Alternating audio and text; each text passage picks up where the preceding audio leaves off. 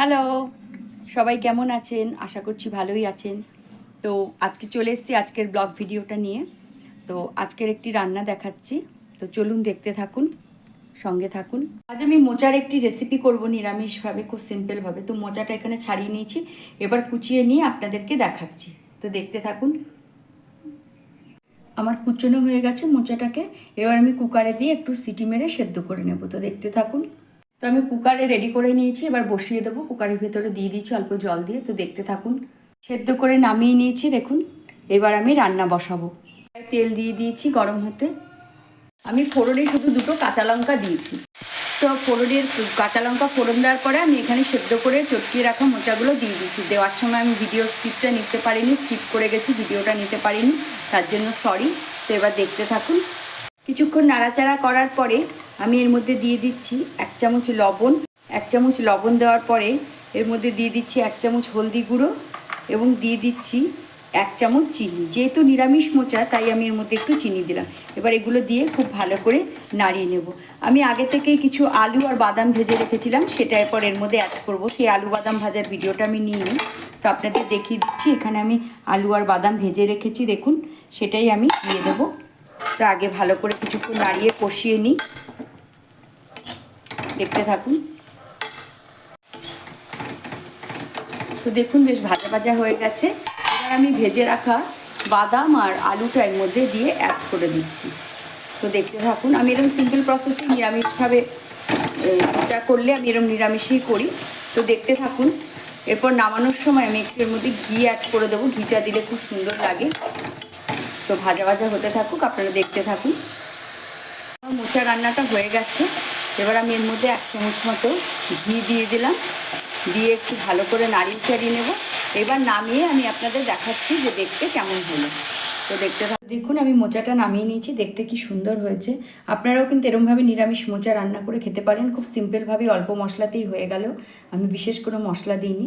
তো আমার আজকের ভিডিও এই পর্যন্ত। যদি ভালো লেগে থাকে অবশ্যই লাইক কমেন্ট শেয়ার করবেন, এবং যারা ফেসবুক থেকে দেখছেন প্লিজ পেজটিকে ফলো করে দেবেন, এবং যারা ইউটিউব থেকে দেখছেন চ্যানেলটিকে সাবস্ক্রাইব করে পাশে থাকা বেল আইকনটি প্রেস করে দেবেন। তো আজকের ভিডিও এই পর্যন্ত। সবাই ভালো থাকবেন, টাটা।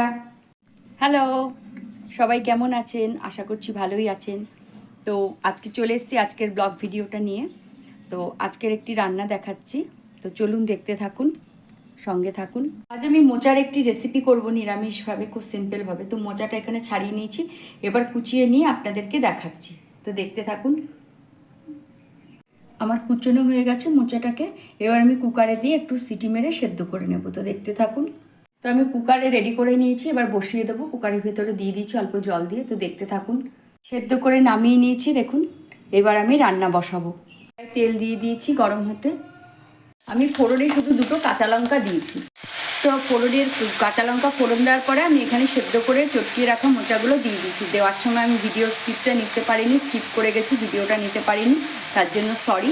তো এবার দেখতে থাকুন। কিছুক্ষণ নাড়াচাড়া করার পরে আমি এর মধ্যে দিয়ে দিচ্ছি 1 চামচ লবণ।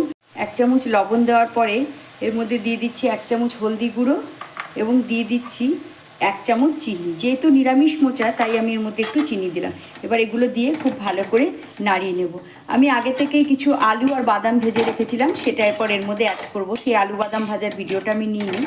তো আপনাদের দেখিয়ে দিচ্ছি, এখানে আমি আলু আর বাদাম ভেজে রেখেছি দেখুন, সেটাই আমি দিয়ে দেবো। তো আগে ভালো করে কিছুক্ষণ নাড়িয়ে কষিয়ে নিই, দেখতে থাকুন। তো দেখুন বেশ ভাজা ভাজা হয়ে গেছে। এবার আমি ভেজে রাখা বাদাম আর আলুটা এর মধ্যে দিয়ে অ্যাড করে দিচ্ছি। তো দেখতে থাকুন। আমি এরকম সিম্পল প্রসেসে নিরামিষভাবে যা করলে আমি এরকম নিরামিষেই করি। তো দেখতে থাকুন। এরপর নামানোর সময় আমি একটু এর মধ্যে ঘি অ্যাড করে দেবো। ঘিটা দিলে খুব সুন্দর লাগে। তো ভাজা ভাজা হতে থাকুক, আপনারা দেখতে থাকুন। আমার মোচা রান্নাটা হয়ে গেছে। এবার আমি এর মধ্যে 1 চামচ মতো ঘি দিয়ে দিলাম, দিয়ে একটু ভালো করে নাড়িয়ে চাড়িয়ে নেব। এবার নামিয়ে আমি আপনাদের দেখাচ্ছি যে দেখতে কেমন হলো। তো দেখুন আমি মোচাটা নামিয়ে নিয়েছি, দেখতে কি সুন্দর হয়েছে।